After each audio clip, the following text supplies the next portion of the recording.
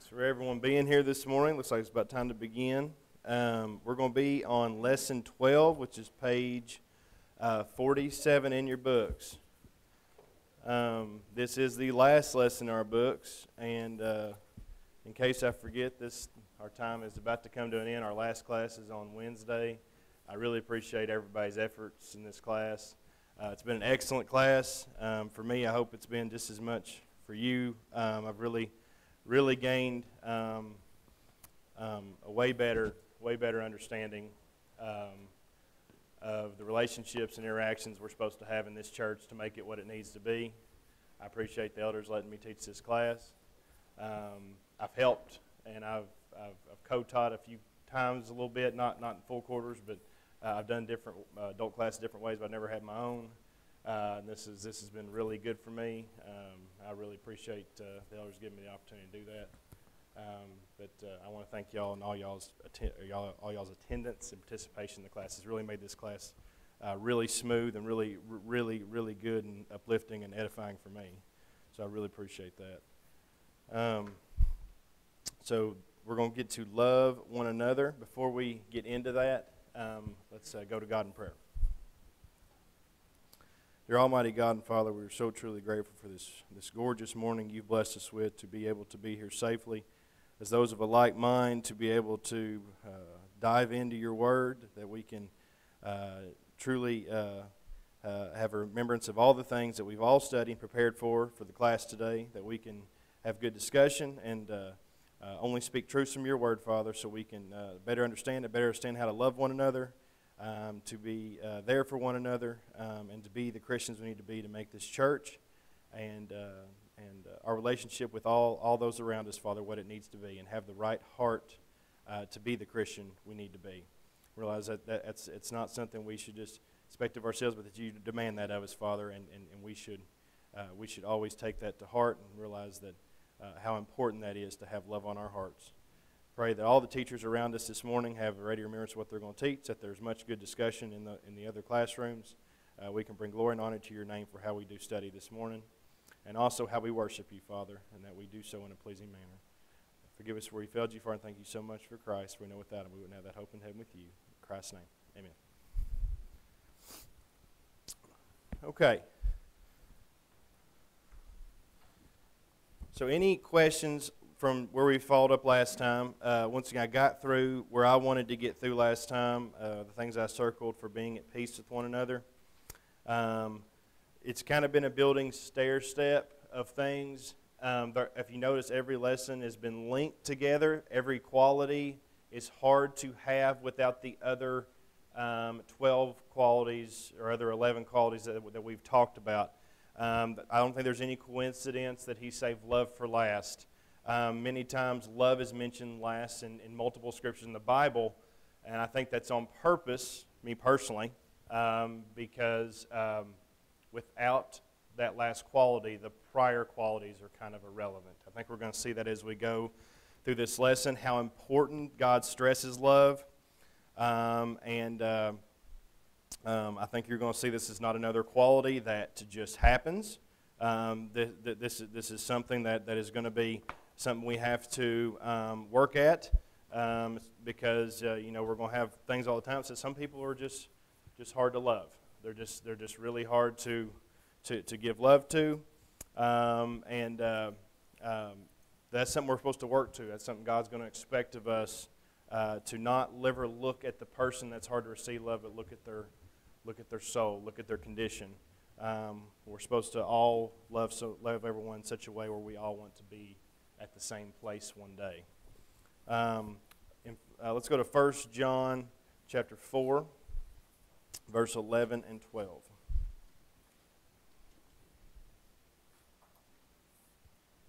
Somebody gets there, please read that.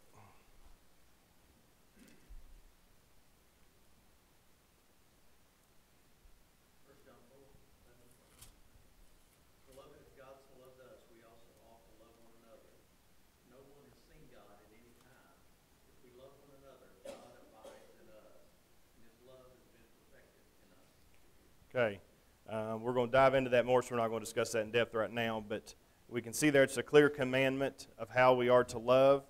And why is that? It's because God so loved us. He so loved us, and the ultimate sacrifice showing love was His Son coming to this earth and dying for us, showing He was willing to sacrifice His Son to sinners, people that didn't deserve it, so we could have that hope. That is true love. True love is doing something loving something that doesn't deserve love. And we did not deserve God's love, but God was going to give it to us through His Son. I'm going to read this. I did not get a lot of when I researched a lot of text on this, but I thought it was good just to keep in mind this is completely kind of an opinion, but it's not fully agreed upon. But if y'all saw in your books, there's a talk of John's legend of how he spent his last days on earth. So I'm going to read this really quick, but take for what it's worth. We're going to quickly go through that and then see what we do know. So there's a legend about the Apostle John, his last days on earth. It's said that after he returned from exile on Patmos, he went to Ephesus where he lived and served the church until his death. I think that part is probably pretty consistent. What's a little harder is whenever he was asked to speak, he would stand before the assembly and say, "Little children, love one another," and then he would sit down. And that was it. That was his entire sermon. Little children, love one another. Of course, we all are considered God's children. And we know that whether or not that story is true, that is a commandment. And those words he used are very much consistent throughout the Bible and how God tells us to love one another. But we do know one thing was true. If we go over to John 13, 34, and 35.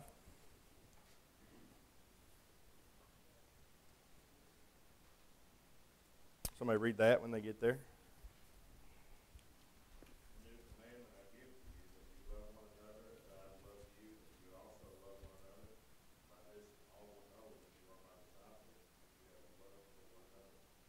Okay, so we know John was hearing that same sentiment by who? By Christ. So it was obviously on his mind. It was obviously, so whether this is 100% accurate in how John spent his last days, we know that is something that he believed in, that he was taught. He got it from Christ as a command, and as you saw from the apostles and from the Gospels and from all these teachings here. They normally always portrayed the commands given by Christ. That was what they were preaching to the early church. That was what they were preaching to those around them. And so I think it'd be hard not to believe that love was not one of the main things that was spoken, especially to that early church when the apostles were talking. This is very much a teaching that Christ gave over and over again. If you remember all the one another commands we've been studying, if you remember, we were talking about being at peace with one another, being devoted to, giving preference to, being like-minded with, receiving, encouraging, greeting, care for-ing, serving, bearing one another's burdens, being kind to. I know these aren't all the lesson titles, but these are all little points inside the lesson as well. Being kind to, forgiving, submitting to, bearing with, teaching, comforting, exhorting, considering, confessing to, having compassion for, being hospitable to, and now loving one another. That is a long list, and that is not even close to all the things we are to do for one another. So would it surprise you to know that the most often repeated of all those words we discussed throughout all those lessons is loving one another? So before we're going to get into all the definitions here, I want to go through a few things before we get into the main part of the lesson. Three important things about our love. Well, we'll start with two, and then we'll get into definitions, and we'll get into three here in a second. So the first one, three important things to consider about loving each other. Let's see. I think so in John 13:35, what we just read, as I have loved you, so you must love one another. By this all men you will know that you are my disciples if you love one another. That commandment is what I like to call the mark of discipleship. When I say a mark, as in something you're wearing or as in something that is shown as part of your character, as what people see about you, This is how we can prove to the world, those around us, that we truly belong to something different. You can have all these wonderful qualities, but I know a lot of people who are kind. I know a lot of people who are compassionate. I know a lot of people who try and cause peace. I know a lot of people who don't like arguing, who want to, a lot of people who are good people. That does not mean they have the exact love that we are supposed to wear as Christians on our shoulders. If we have the love God expects us, which as we're going to discuss here, people are going to know that we're truly the Lord's. We're part of something special. The love that we cast to people is something that is truly the thing that encourages people to want to come here. It's not going to be the things we offer at this building. It's not going to be because we're the largest church in town. Of course, we're not. That wouldn't be the reason. What do you want people to know about you in this church? Do you want it to be? Do you want it to be known as one of the greatest churches of Christ in town, or do you want it to be known that it's full of loving Christians? We need to have an identifying mark on our church. We're going to have one way or another. Somebody's going to see us for something. They're going to see the members. They don't look at the building and see that it just glows love. The building is us. So what's going to be our mark? People see you every day. So what are you casting to them? Are you casting an attitude of love that Jesus repeated to his disciples over and over again? It's something we all need to think about as we go through this lesson. Let's see. If we go to John 15.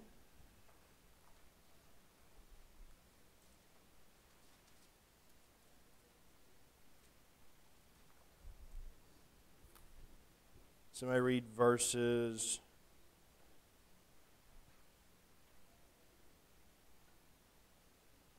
12 through 17, please.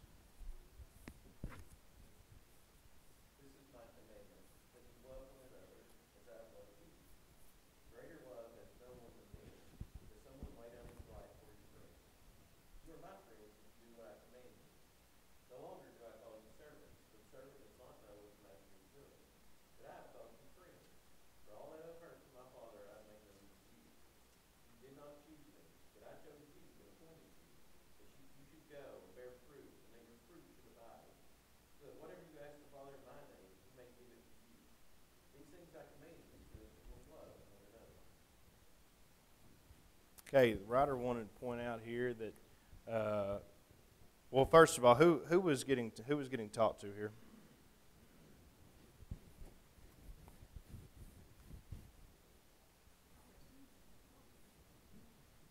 Okay, so we know the apostles here present. So in just talking about the apostles, we want to remember that these apostles were not these wear your emotions on your sleeve kind of guys. These were relentless tax collectors, religious zealots, hardened fishermen. Okay, not saying these weren't loving family men or anything like that, but he's teaching love over and over again for them a reason, because these guys are some tough guys. These guys are some guys that don't hear this all the time, more than likely. Christ wanted to tell them that's when it comes down to it, it doesn't matter what you're doing for your job, what it matters, or your background you're coming from. What we're sharing is something mutual together from a loving master, and Christ was their master, and he was saying we share in that together. As if we remember the verses, as Christ has that loving relationship with God, so they were to have with Christ. If they understood that loving relationship with Christ, they could cast that out when Christ was going to leave them. And that's exactly what the apostles did. And there may be other obstacles to converting the world, especially in our day and time. But if we don't have love down, how we serve the Lord elsewhere is not going to really matter. So Which brings us to the second point. Without love, nothing else matters. Let's read 1 Corinthians chapter 13.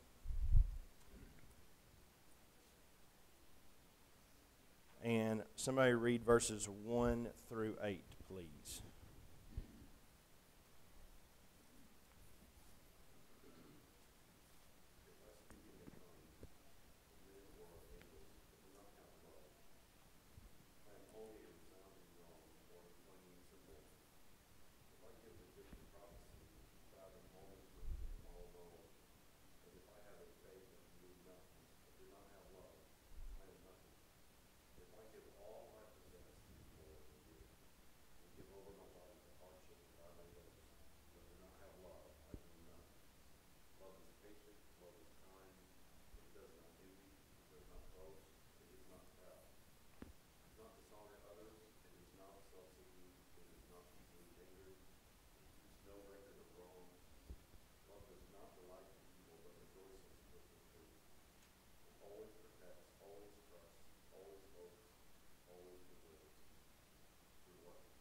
Eight.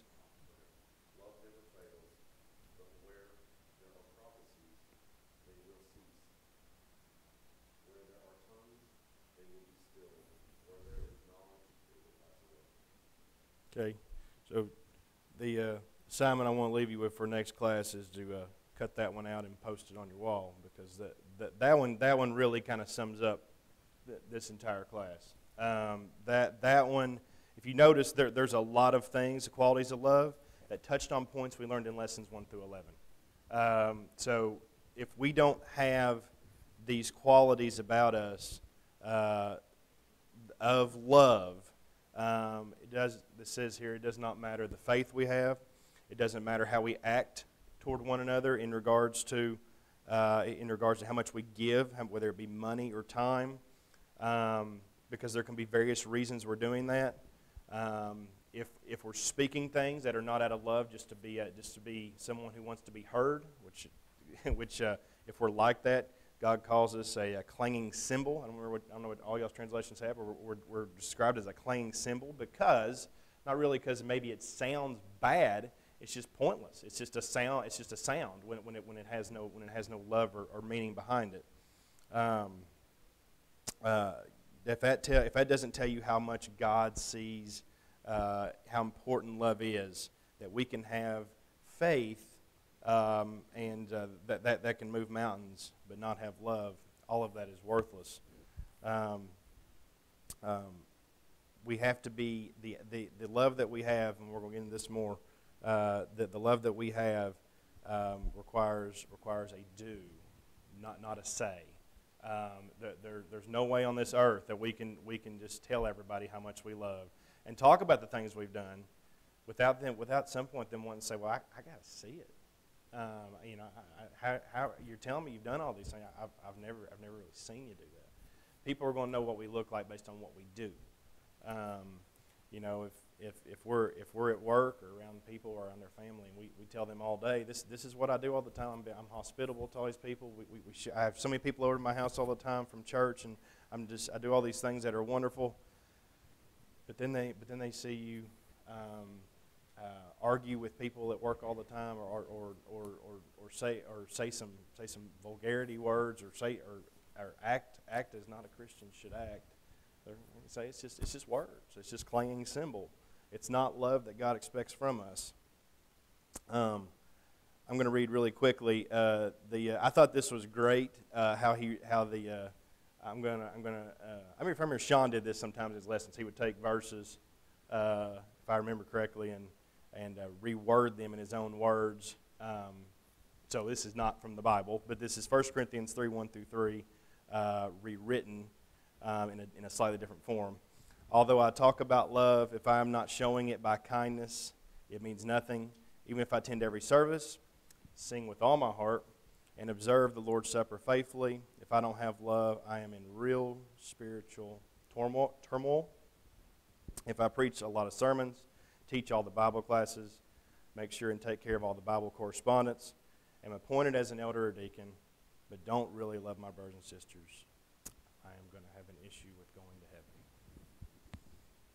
So, I really like the way he rewrote that. Those really relate to how important God sees love.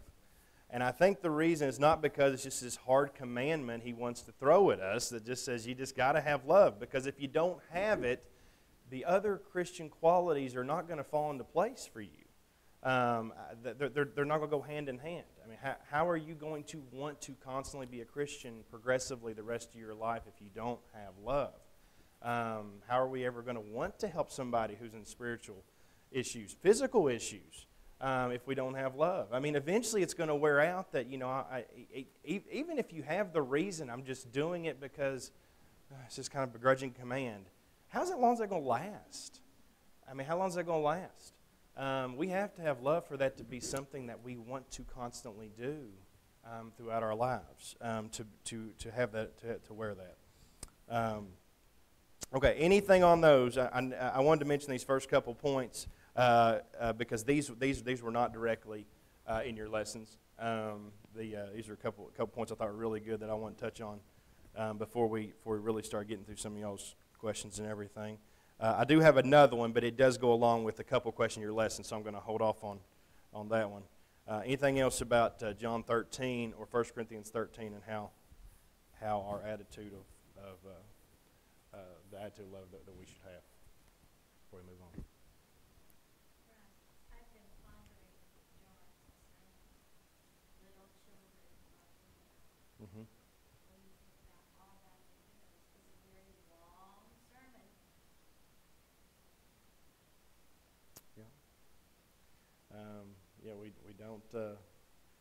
We don't got to say much, which I think kind of goes back in hand with when it talks about the noisy gong clang cymbal, that could mean you're just not only are you saying words that are meaningless, you're saying them just a long time and over and over and over again. There's a whole story behind the verse "Jesus wept." If you just read "Jesus wept," that means nothing to you. If you understand all the context behind Jesus, well, those words in the Bible there mean a lot on why he wept. So it doesn't take much for us to be able to say if you were. I think sometimes we get nervous when we're going to talk to people, and when we're going to say I want to share the gospel with them, thinking we got to have this 30-minute thing we're going to discuss with them. Sometimes it's just a discussion back and forth, just one little word, and see if that causes them to say anything. Just one little verse, or maybe you see an opportunity, and them talking about the Bible for a second. You're just going there and saying, what are you talking about? Just discussing, just seeing. I heard you. That is all part of this love. It's not just for our fellow brethren. Love is seeing those in spiritual need, looking for an answer, and wanting, not because it's great. We know it's a commandment, and it's great if you still do it. But like I said, that's not going to last. We got to have love to want to help save other souls, not to save your own household, not just trying to preserve this church. Our goal is to bring the lost to Christ, and that is not going to happen without love. Because the reason he wanted to save the one sheep over the 99 was not because he was just worried about one sheep. He had a love for that one sheep. That's why the father was so excited when the prodigal son returned. It wasn't just because I got all my family back in my household and it's just back to normal. Because his love was deep for that son, and he wanted his soul returned to a good spiritual condition. That is the kind of love we're supposed to have.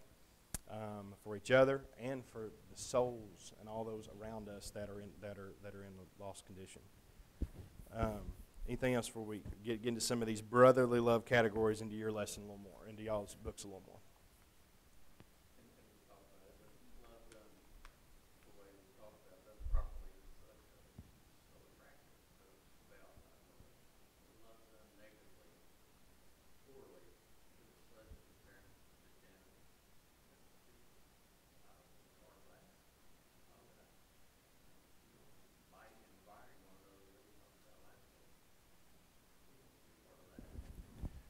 Absolutely. Like I said, our pitch around here I'd be careful using the word pitch, but we are allowed to have a pitch, okay? We are not allowed to have a physical building pitch. Why would we do that? I said that I've said that before to a couple of buddies I've had before who go to different churches and everything. Very, very devout, I'd say, in their what they believe in their truly believe. And they'll tell me all the time, I just can't get them out in the building if I don't offer this or whatever. Whether it's going to play games in the gym during services for the kids, or it's a coffee bar or whatever. That's how you get them in nowadays. That's how you get them in. And then once I get them in, then we can cast all this. Well, why did they come? Why did they come? But at the same time, I have heard sometimes Christians say we just can't do anything. We just can't do anything. We just, if they come, we'll take care of it. We'll do somewhat of encouraging and everything like that. But I think that's a little misleading in the sense of we are to have a pitch, and the pitch is Christ. We're supposed to wear that. If we're wearing that, that's like Mickey said. That's what's really attractive. And if people aren't noticing that, maybe we have to do a reflection, because whether or not they notice that, and they just say, "That's a little weird. I don't know if I like that." They're going to notice something, and that's either going to cause them to pull toward it, or just say, "I don't want to really be near that." But they have to notice a difference. If they notice the same thing, why would they leave their church or leave their whatever, or going nowhere, no condition for coming here, or going to church in general? Why would they do that if they see no difference in how they act or how people around you act versus, they got to see a difference. They have to see a love, and like I said, that doesn't mean like they see how they treat your mom or dad when they come see. It's how you treat everybody. It's the love you have. Something is different and unique. The Bible teaches us to be different. And we're all supposed to be like that together. So very good. What you just said, when we think about our friends and denominational churches not being, I guess, dogmatic is the right word, but how we handle talking with and studying with those friends. Are we looking for common ground, have a place to start studying with them, or are we going in? I've been a part of churches before that just, if you talk to your friend from X church, you need to tell them these things. And so are we going in with the, maybe even the intentions were good to try to, convert them, but how are we interacting with those that are part of those denominations, and maybe there's some anger? Are we handling that with love, or are we, because they obviously they have the heart of Christ, or they wouldn't be going to church at all. And so how are we doing that? Are we doing that as, we need to show them the right way? Are we doing that as we love them and we want to have a relationship with them, and treating them with love and respect, in order, like you said, like people from the world, so they can see, so they can see Christ in us. Yep. Very good. Anything else before we move on to some of these other qualities that we show love for one another? Okay, let's go in your books, and we have talked about these in lessons for us. So we're not going to spend a great deal of time on these. These are qualities, but just going through some of these qualities, and I want to hear some of the ones also that you guys had as well on page 48 for additional things that we can have to show love for one another. So we mentioned here hospitality. We've already talked about Romans 12:13 about the inviting those, about giving invitation, inviting Christians and others to your home. It's a good way to share our love with one another. What does hospitality mean to you? We've talked about that. Remember, we did that. We had a whole lesson on that. So remember what we came away from that, and not just a little shortened version of that. Just what does hospitality mean to you personally in relation to love? How are they connected?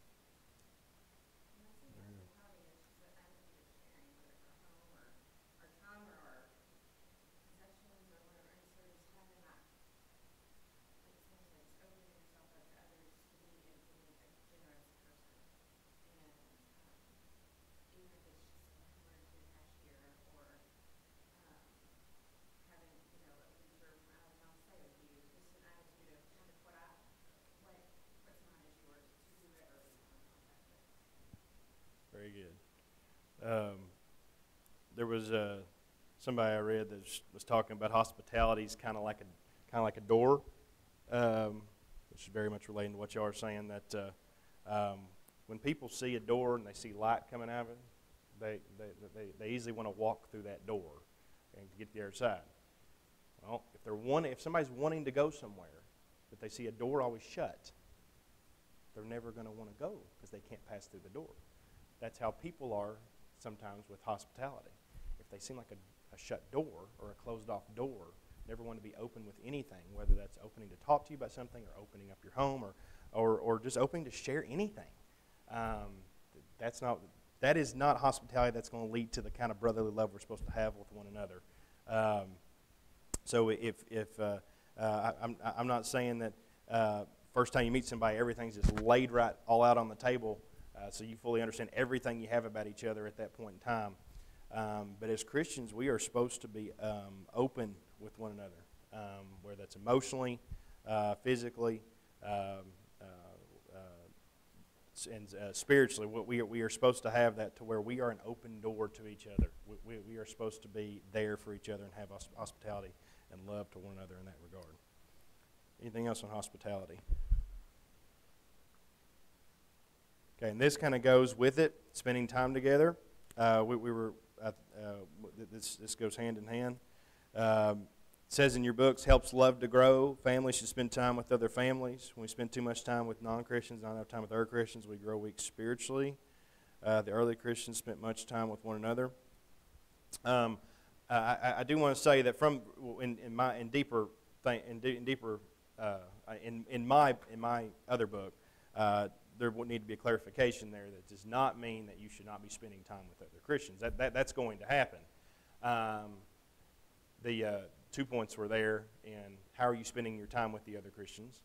How are you spending just enjoyable time? Okay, so whether that's talking about spiritual things, God, or whatever, or just going to have a potluck and a picnic. Are you spending most of that enjoyable, leisure time with those that are not Christians?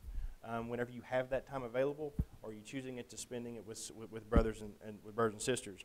I think the point is if we're more comfortable and love to spend more time with those that we're not sharing the gospel with, and just don't really feel comfortable being around Christians, that can be a two-way street. But I think we need to check ourselves a little bit and say, well, I need to maybe make more effort to spend some time with my brothers and sisters in Christ. Once again, that is not saying anything about how we spend our time with others. I'm around people that work all day, don't know fully every spiritual background they have. Sam work at the same place with a lot of different personalities, a lot of different kind of people. We're around them a lot. 7.5 to 8 hours a day.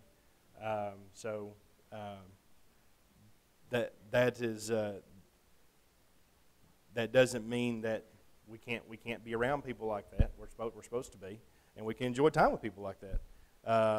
But if we never have a desire or never want to be around our brothers and sisters in Christ, remember, key word, brothers and sisters, why do you not want to be around your family? Then I think that can cause us to actually grow weaker spiritually if we're wanting to have that. Because remember, we need each other. We need each other's love. We need to want to spend time together because who else is going to have our back? Great, wonderful for those who are married and have a great spiritual spouse, and they have that backup. But even so, if there's nobody else that you feel like you can go to or support or feel like there's no connection to, we really need each other as brothers and sisters in Christ and need to spend time together. Very, very important part of being a Christian. Anything else on spending time together? We had talked about that in relation to hospitality and that when we really dove in that lesson, but anything else on that?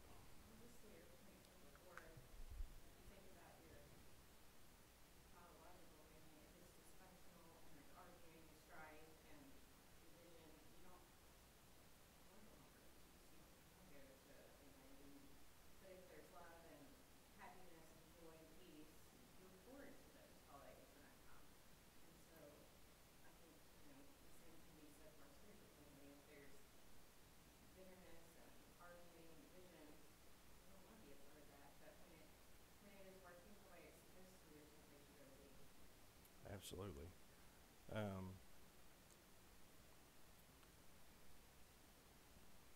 Going back to Tara's point for a second, whenever you go,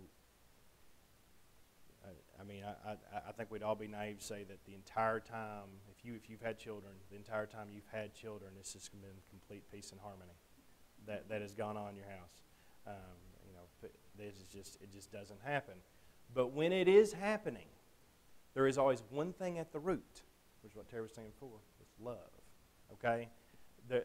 There is never going to be peace and harmony in the household if there is not love, if there is not a willingness between the parents and the child who's learning how to love. Okay? If we're not teaching them that way, it's going to be complete disharmony all the time. If as they're learning to love, there's never going to be the relationship of the child wanting to listen, or there's not going to be a relationship of the parent, maybe the spouse wanting to listen to each other, or agreeing on something, how they should raise their children, or how the house should be. If it's not built, if the house, I'm not talking about the physical structure, the house, your actual house that you're in with your children, your spiritual house, if it's not built on love, there's never going to be harmony and unity and peace, and the right love that we need to have for one another. So that's the same way here. It's the same way at this church, and all those, and how we should act. This church will never be at peace with one another. And once again, I'm not saying this church is and we're not there. I think this church is, but churches in general, or Christians in general, will not be in harmony and peace with one another if themselves choose not to have the love that they're supposed to have for one another. They're never going to be able to be part of that the way God expects us to be. Okay, so caring. Caring will show our love. What does it say here was the opposite of caring? Okay, very good. Tearing down, complaining. So one of the things that goes along with caring was the other one, Mickey, that actually goes along with caring. It's not tearing down. We are building up, edifying, also encouraging. We don't always think of that when we think of caring, do we? When we just think it's just how we care for our child, care for one another, and how we take care of their physical needs or things like that. Caring is God associates caring and how we really, really want something to happen for somebody is how we can build them up, how we can encourage them. If somebody's come forward, how you show care for them is to go over them and completely just shower them in edification and build up, knowing that you've been there before. We have all been in the state they are currently in, may currently be in that state, knowing you can reconcile with them, showing that that is love. Caring is being able to relate, to being able to show each other as Christians, that we're all in this together. So you notice he says there we should try and be a spiritual source of joy and comfort to each other. Okay? We're all there together. We all have to have that attitude toward one another. Okay, so it says here, remember that brotherly love should be a two-way street, not just be a user. Be a giver of love to others, even when others don't act like they should. Obviously, we talked about that earlier. We don't act like, we never acted like we deserved Christ's love, but we were given it anyway. Don't forget that God loved us while we were still yet sinners in Romans 5:8. No, we won't read that. Let's go over to the next page. Quote from Augustine. What does love look like? It has the hands to help others. It has the feet to hasten to the poor and the needy. It has the eyes to see misery and want. It has ears to see the sighs and sorrows of men. That is what love looks like. When I see the love that Augustine's talking about here compared to also what the love that Christ is in the Bible, everything that love is defined by, and we're going to get into this more next class once we finish this up, is doing. Their action. Love is associated with action. It is not something that we can stand by and just say we're loving. We have to use our eyes. We have to use our ears. We have to use our hands and everything God has blessed with our tool belt to show the love that He expects us to have. So let's list some other ways you guys put down that we can show love. There was only 4 put here. I mean, you guys, if you were smart, you would have listed all 11 chapters that we've done before, okay? Because those are great ways we can show love. And I would have accepted that because those all weren't fully listed here. But what are some other things y'all have, other ways we can show love? And we'll get into some of the thought questions and all these other questions next class. What's some other things y'all have, ways we can show love? These can be little things. These don't have to be big things. It could be little things y'all had thoughts on. Okay. Being invested in each other's lives, that we know each other so well that we know how each person receives love best. And so, I don't know if anybody's familiar with the love languages, but I think we did it in Sean's marriage class or whatever. But we tend to show love the same way we receive it, but that may not be how that person receives it. And so, if you know your brothers and sisters well enough to know how they receive love, and you know that they're down or they're having a hard time, just one small thing can make the hugest difference if you know them well enough to know what to do for them. Okay. Both y'all's comments go hand in hand. To know their love language, we have to spend time. We have to get to know somebody. We're just not going to know how they tick. We're not going to know what they respond to. We're not going to know how they're affected, or what issues they may have, or what is causing them to tick in regards to their language, in regards to how they operate. If we don't get to know them. What else did y'all have?